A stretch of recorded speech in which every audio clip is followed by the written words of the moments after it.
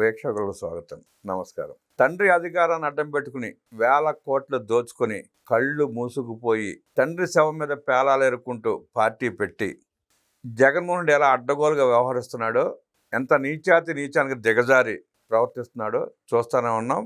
ఆ పార్టీలో ఒక నాయకురాలు, భ్రష్టు పట్టిన నాయకురాలు, వాళ్ళ ప్రెస్ మీట్లో ఇష్టానుసారం కూటమి ప్రభుత్వాన్ని, కూటమి నాయకుల్ని తిడుతూ ఉంటే ప్రజలకి ఆవేశం పొంగి పొరలుతూ ఉంది. ఒక భ్రష్టురాలు పెద్దల గురించి మాట్లాడుతూ ఉంటే ప్రజలు వ్యక్తపరిచే ఆవేశాన్ని ఎట్లా చూడాలో విశ్లేషించడానికి మనతో పాటు ఉన్నారు సోషల్ యాక్టివిస్ట్ శ్రీలీల గారు. వారిని అడిగి మనం విశ్లేషణ తెలుసుకుందాం. నమస్తే శ్రీలీల. వైఎస్ఆర్ కాంగ్రెస్ పార్టీలో ఉన్న ఒక భ్రష్టురాలు తిరుపతి లడ్డు గురించి మాట్లాడుతుంది, జగన్మోహన్ రెడ్డి చేసే అరాచకాలని సమర్థిస్తూ మాట్లాడుతుంది, భ్రష్టు పట్టిపోయిన సమాధైన ఆ పార్టీ గురించి మాట్లాడుతుంది, ఏబిసిడీలు రాని జగన్ రెడ్డి దగ్గర పనిచేస్తా, గజ దొంగ జగన్ రెడ్డి దగ్గర పనిచేస్తా, కూటమి మంత్రిని విమర్శిస్తూ ఉంది ఏబిసిడీలు రావని. ఆ మాటలను ఎట్లా చూస్తారు, ఎట్లా విశ్లేషిస్తారు?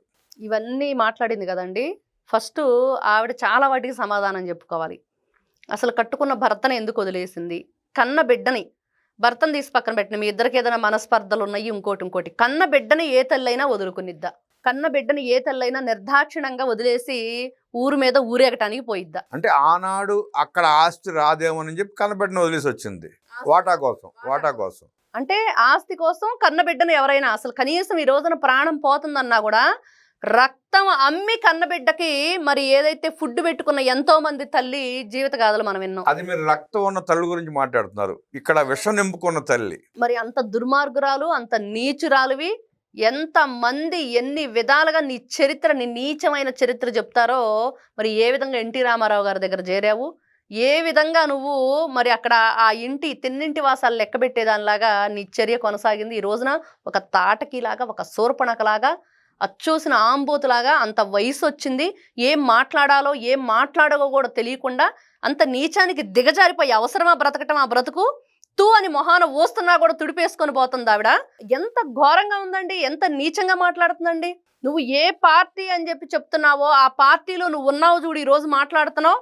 ఇంకేం కావాలి నీ బ్రతుక్కి? ఒక అర్థం ఉందా? ఒక పార్టీ అని చెప్పి మాట్లాడటం మరీ దౌర్భాగ్యం. అది పార్టీనా? అసలు ఆ మనిషి డబ్బులు ఇవ్వటం ఏంటి, పేటీఎం కూలీలాగా కూలి పని చేయటం ఏంటి, ఈ కూలి బ్రతుకు నీకేంటి? ఇప్పుడు కోటిగాడి గురించి అయితే ఎవడన్నా వింటాడు, అందరికీ తెలుసు నీ బ్రతుకేంటో. నువ్వు ఎలా ప్రవేశించావో ఎన్టీ రామారావు గారి దగ్గర చెప్తే అందరూ వింటారు, ఎలా చంపేశావో చెప్తే వింటారు, ఏ విధంగా వాళ్ళ జీవితాలను చిదిమేశావు, కన్న బిడ్డల మధ్య, కన్న తండ్రి మధ్య చిచ్చు పెట్టావు, ఆస్తంతా కొల్లగొట్టేశావు. మరి ఆ రోజున ఎమ్మెల్యేలని ఎవరిని కలవనీయకుండా చేశావు, ఎవరు కలవాలన్నా నేనుండి అన్నీ నేను పక్క నుండి చూసుకోవాలని చెప్పావు. ఆ చరిత్ర చెప్తే అందరికీ తెలుస్తుంది, ఇదిగో నేను ఒక లంకిణిలాగా, ఒక శూర్పణకలాగా, ఒక తాటకిలాగా ప్రవేశించాను, మరి ఈ విధంగా వాళ్ళ జీవితాలను చిదిమేశానంటే అందరూ వింటారు. ఓహో, నీ నీచమైన బ్రతికిదా, నీ అసలు కుట్ర ఇదా, నువ్వు ఇందుకు వచ్చావా అని. మరి అవన్నీ వదిలేసి లేని విషయాలు ఉన్నట్టుగా నువ్వు చెప్తూ ఉంటే ఈరోజు ఎవరు వింటారు? నీకు దేహశుద్ధి చేయటం ఖాయం, నిన్ను ఎప్పుడో ఎక్కడో చోట హైదరాబాదులోనే సావగొట్టడం ఖాయం. ఇట్లానే పిచ్చి మాటలు మాట్లాడుతూ ఉంటే, ఇలాంటి కారు కూతలు కూస్తా ఉంటే ఎన్ని రోజులు చూస్తా ఊరుకుంటారండి?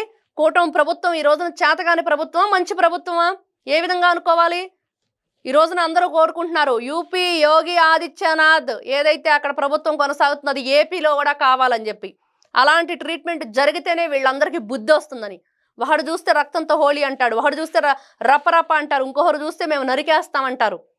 మరి ఈవిడ చూస్తేనేమో అందరినీ ఇష్టానుసారంగా నోటికి ఏదొస్తే అది పిచ్చి పిచ్చి మాటలు, పిచ్చెక్కిన కుక్కలాగా అరుస్తుంది భౌ భౌ అంటూ.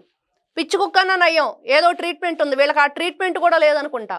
ఆ కుక్కలు కూడా అవమానించడం నిజంగా జంతువులు కూడా అవమాన భారంతో అవి చచ్చిపోతాయి. బాబోయ్, ఇట్లాంటి వ్యక్తులు, మాకు నీతి ఉంది, జాతి ఉంది, మరి వీళ్ళకి నీతి జాతి ఏదీ లేదని చెప్పేసి ఇంత దౌర్భాగ్యమైన బ్రతుకు బ్రతకటం ఎందుకండి? ఏ మనిషి పేరు చెప్పుకొని ఈ రోజున బ్రతుకుతావు? ఏ మనిషి పేరు చెప్పుకొని నువ్వు ఎలాంటి కార్యక్రమాలు, ఎలాంటి కేసులు వేసావు, ఏ ఆస్తి కొట్టేయాలని చూసావు? ఈ రోజున ఎవరు ఎంగిలి మెతుకులతో నువ్వు బ్రతుకుతున్నావు? ఎవరు క్షమాభిక్షతో నువ్వు బ్రతుకుతున్నావు? ఈ రోజున ఆవిడ జీవించి మాటలు మాట్లాడుతుందంటే ఎవరు క్షమాభిక్షతోటి?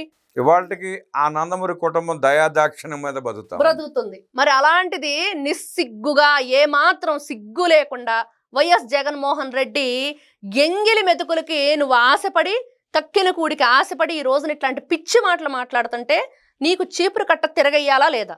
చాటలతో దేహశుద్ధి చెయ్యాలా లేదా? జుట్టు పట్టుకొని రోడ్డు మీదకి ఈడ్చుకు రావాలా లేదా? ఏం మాటలు అసలు అవి? నీకు కనీసం జ్ఞానం ఉండి నువ్వు చదువుకున్న దానివైతే నీకు ఒక మంచి మర్యాద ఉంటే మరి ఇలాంటి మాటలు మాట్లాడతావా?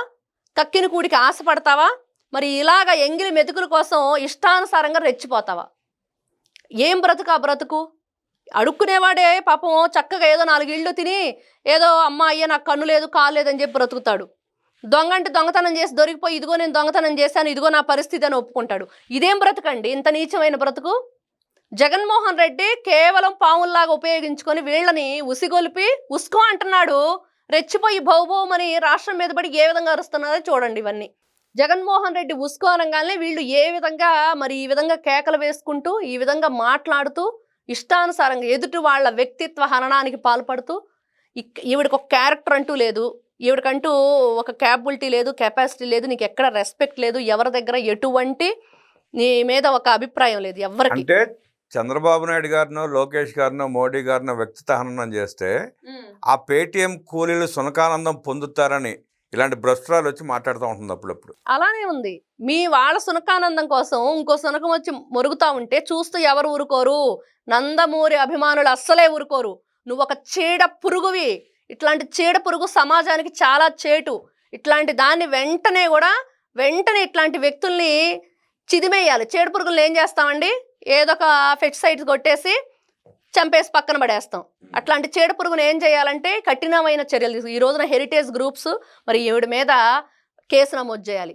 ఏదైతే మీడియా గురించి మాట్లాడిందో ఉరిదేయాలని మీడియా సంస్థలు కేసు పెట్టాలి.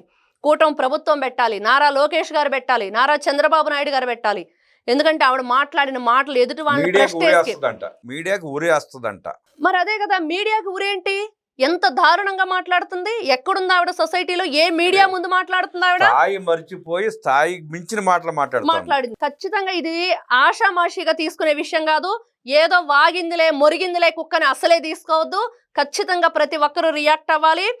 ఎవరైతే ఈ రోజున మాట్లాడిన ఈ సునకానికి ఖచ్చితంగా బుద్ధి చెప్పాల్సిందే. చంద్రబాబు నాయుడు గారి కాలి గోటికి కూడా పనికిరాని నారా లోకేష్ కి వెంట్రుకతో సమానమైన ఓ భ్రష్టురాలు అలా మాట్లాడుతూ ఉంటే చూస్తూ ఊరుకోమని మీడియా గురించి స్థాయికి మించిన మాటలు మాట్లాడుతున్న ఆ శూర్పణఖని చెప్పులతో కొట్టే రోజులు దగ్గరలో ఉన్నాయంటూ విశ్లేషించిన శ్రీలీలా గారికి ధన్యవాదాలు తెలియజేస్తూ నమస్కారం.